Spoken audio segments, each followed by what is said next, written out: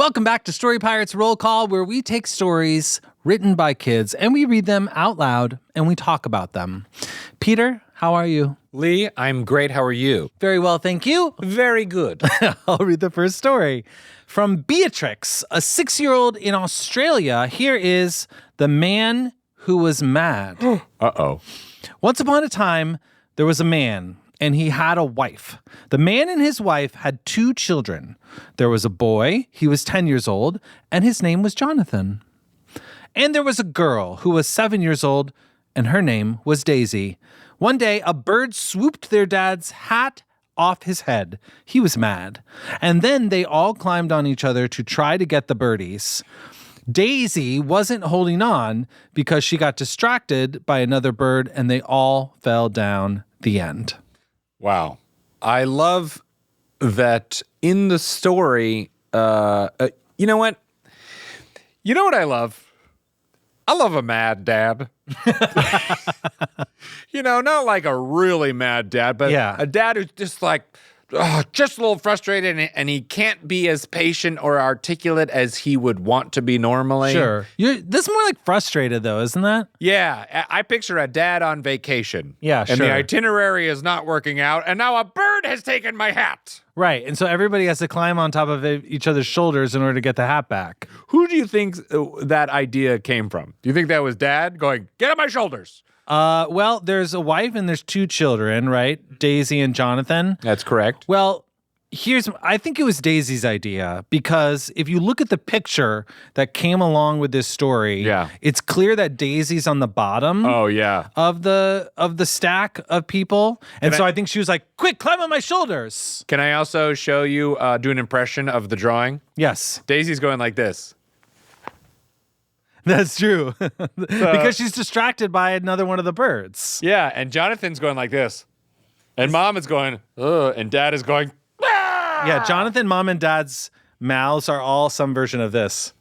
Yeah, dad looks the most mad because that one eye is closed in anger, like twitching. He also looks like he has a slightly smaller head than the rest of the people in his family. I think it's because he's further high in the sky.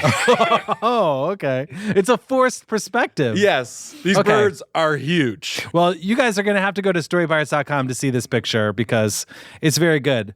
And it's clear to me also that the reason they all fall down is because Daisy is on the bottom of the stack. Yeah. So this is kind of like they got distracted by another bird. Right. Yeah, exactly. I call this the Yertle the Turtle rule. Oh. If you are the bottom of a stack of anything, you got to stay focused.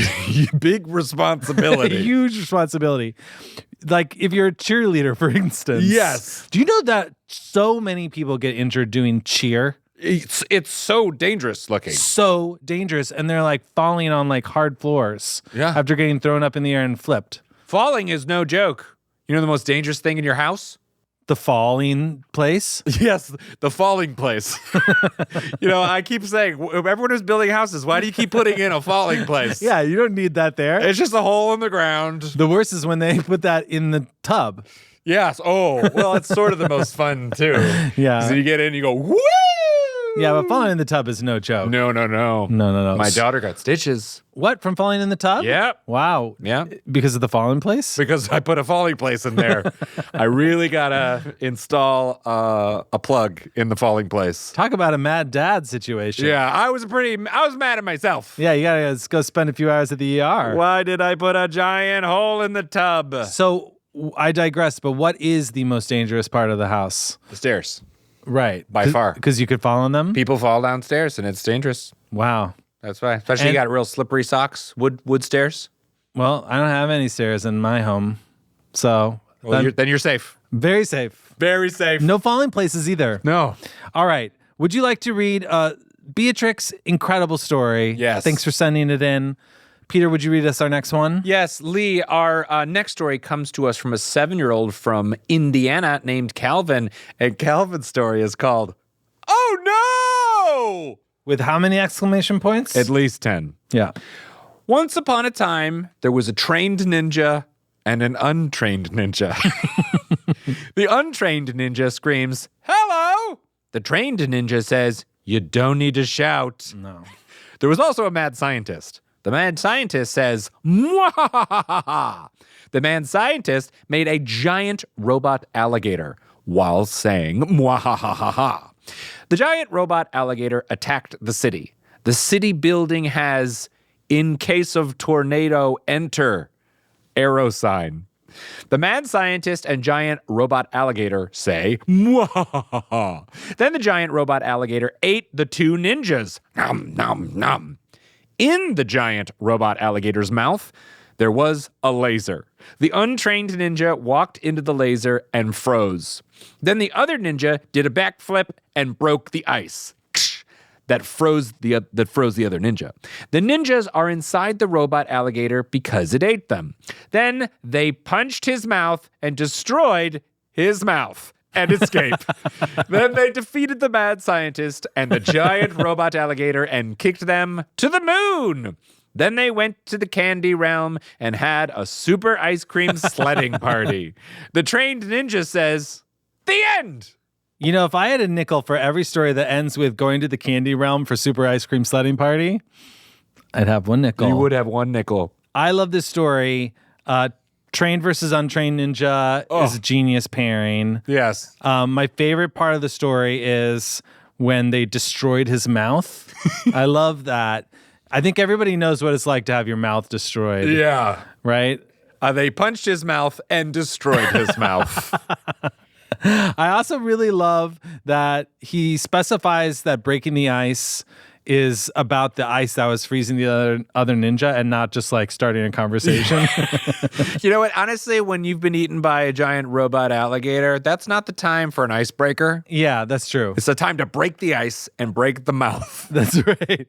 What do you think the title of the story refers to? Oh, no. I think it's the whole situation is a pretty oh no. If you're inside the mouth of the robot alligator, you're about to go down its throat, I guess. So you're in trouble. That's a big oh no. I think this is from the untrained ninja's perspective. The oh no, you know, like. Interesting. Because the trained ninja would not get flustered like that. Yeah, you don't need to shout. That's right. Untrained ninja. Exactly. And so, you know, if we were in a classroom with Calvin, I'd say, Calvin, what if you chose a character's perspective for this story to be from instead of, you know, omniscient narrator? Yeah. What if you pick one of these characters to sort of see it through their eyes? Yeah, if this story was through the eyes of the trained ninja, it might be more like the untrained ninja was loud again. Right. And he must learn his place. That's right. You'd have Mad Dad, basically. Mm-hmm. And if it was from the mad scientist perspective, it would just be mwahahahaha for 5 minutes. Right. While he does incredible things, frankly, like make a giant robot alligator. While saying mwahaha. Right. It really implies that he never stops going mwahahaha. Well, some people are poor communicators, and yet they can really execute a plan. Is there anything more efficient in terms of communication in telling us who you are by just going, Well, that was good. Thank you. Have you ever met a nice guy that like, tell me a joke? Yeah, I'm just being put on the spot to tell you a just joke. Just say a punchline without the setup. And I don't know. You can just tell me to say a punchline without the setup. I'll do a punchline right now. Okay. Salad's not for everyone. See, that's a punchline without the setup. Is it a punchline, though? It's implied. The point Your is... joke actually is that that's not a punchline. It is an unfunny line. I just want you that could to give... never butt in a joke. Oh, and yeah. Yet you're saying it's a punchline, Make a that's joke. your joke. I'll make a joke out of salad. It's not All for right, everybody. Let me see the setup. Okay, so there's a dinosaur, and he goes into a vegetarian restaurant, and the waiter says, can I get you anything? And he goes, hum, and eats the waiter. And the manager out front goes, salad's not for everybody. Okay, that was pretty good. All right. Thank you. You got it. I don't remember my original point, so let's move on. All right. I'll read today's final story Calvin, amazing work, my friend. All right, from Marina, age 5 in Texas, this is, I am a Doodoo Daadaa. I am a Doodoo Daadaa. I have never had this thing before, but this is so fun. I am so silly. When someone that's sad sees me, they cheer right up because I'm so silly. I am a Doodoo Daadaa. I know why I am so silly, because I have silly arms, a silly head, a silly body. My whole body is silly because I am a Doodoo Daadaa. My name is Doodoo Daadaa. I am so funny and silly. I couldn't wait for my silly show. I won't, because I was the silliest at the show. I think it's I won it because I was the silliest at the show. I won it because I was the silliest at the show. Because I am a Doodoo Daadaa. I am a Doodoo Daadaa. I am a Doodoo Daadaa. I am a Doodoo Daadaa. Yeah, Doodoo, Doodoo Daadaa, Doodoo, Doodoo Daadaa. I am a Doodoo Daadaa. I am the only one in this place. This is not funny. Because everyone is not silly in this place. I am the only one that's silly and funny. I am so silly and funny because I am a Doodoo Daadaa. I am a Doodoo Daadaa. Doodoo doo doo doo doo Daadaa. The end.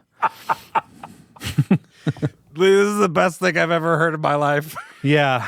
I could have listened to you say I'm a Doodoo Daadaa 100 more times. Well, I already said it 100, so. So here's my question. This to me feels like, is this character a Doodoo Daadaa, like truly another worldly monster, something absurd? Or is this a kid doing a character? You know, like when you're supposed to be serious, like maybe you're at church or you're at a wedding or something, and you're sitting there and your parents say, now be good.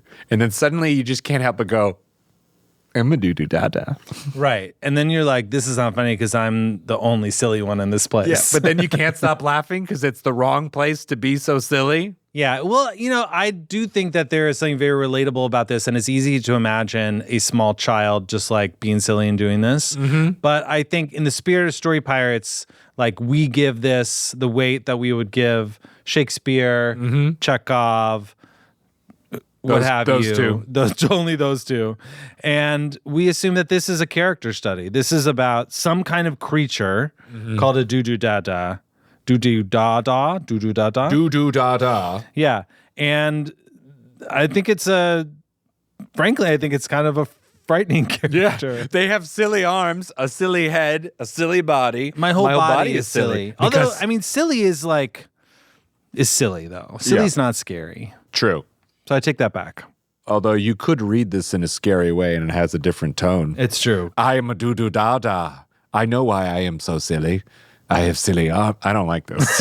I loved it. That was awesome. I'm a Doodoo Daadaa. I'm a Doodoo Daadaa. Doodoo Daadaa. The repetition of it starts to go to a pretty out there place. I think if you pull back even more, it's a little scarier. Like, I am a Doodoo Daadaa. I have never had this thing before, but this is so fun. I am so silly.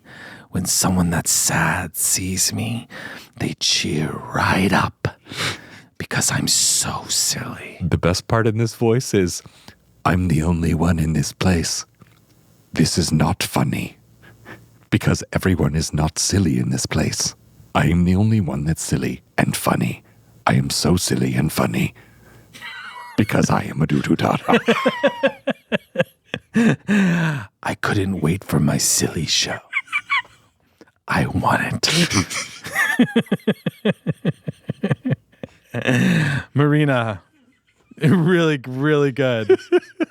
Really good story. I'm going to read this by myself later, just in every tone possible. I'll definitely be thinking about it a lot the rest of the day. Marina, thank you so much for sending it in. That's it for Roll Call. To read all of today's stories, just head to storypirates.com.